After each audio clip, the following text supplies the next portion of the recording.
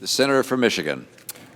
Mr. President, when I travel across to Michigan, one issue comes up regularly in my conversations with businesses, workers, and families. And that issue is the need to close the skills gap.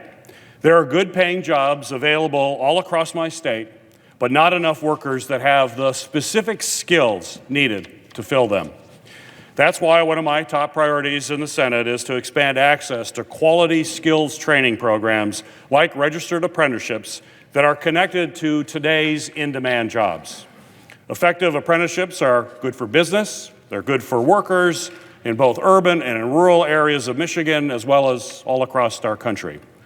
But I've also heard from veterans, like Rick Donovan in Oakland County, about how there's a lack of apprenticeships available for veterans that qualify for them to use their GI benefits.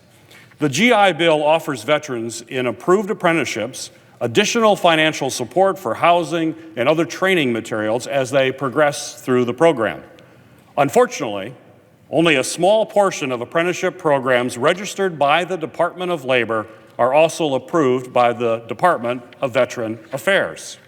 In Michigan, for example, there are over 1,000 registered apprenticeship programs, but only a couple hundred of which veterans can use their VA educational assistance in connection with that program. This is simply unacceptable. Veterans should have access to as many opportunities as there are available. That's why Senator Capito and I introduced a bipartisan bill to ensure veterans' interests are not falling through the cracks between federal agencies as they pursue apprenticeships to launch their career.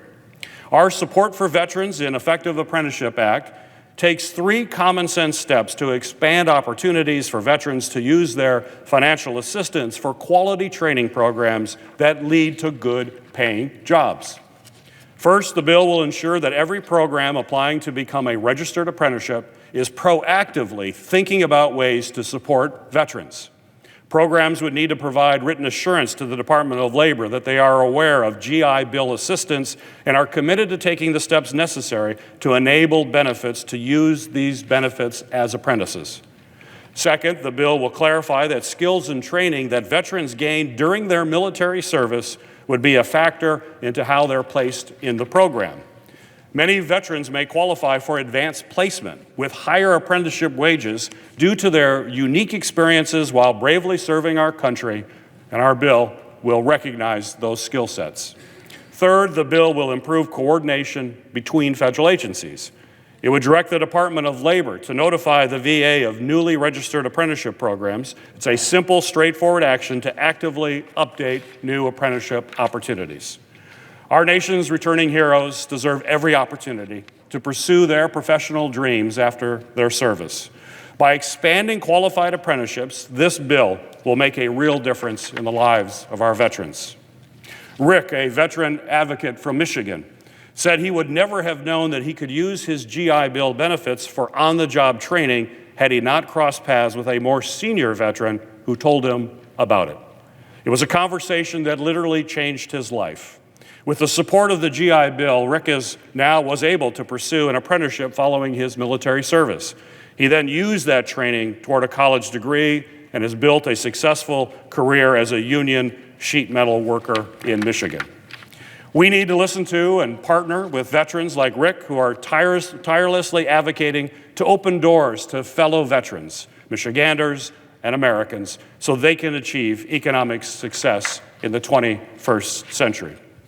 So, Mr. President, as if in legislative session, I ask unanimous consent that the Committee on Help be discharged from further consideration of Senate Bill 760 and that the Senate proceed to its immediate consideration. The clerk will report. S760, a bill to enable registered apprenticeship programs to better serve veterans and for other purposes. Without objection, the committee is discharged and will proceed to the measure. I ask unanimous consent that the Peters Amendment at the desk be agreed to and that the bill as amended be considered read a third time. Without objection. I know of no further debate on this bill as amended. If there's no further debate, the question on the passage of the bill as amended. All in favor say aye. Aye. All opposed, no. The ayes appear to have it. The ayes do have it. The bill as amended is passed. Mr. President, I ask unanimous consent that the motions to reconsider be considered made and laid upon the table. Without objection. Thank you, Mr. President. I yield the floor.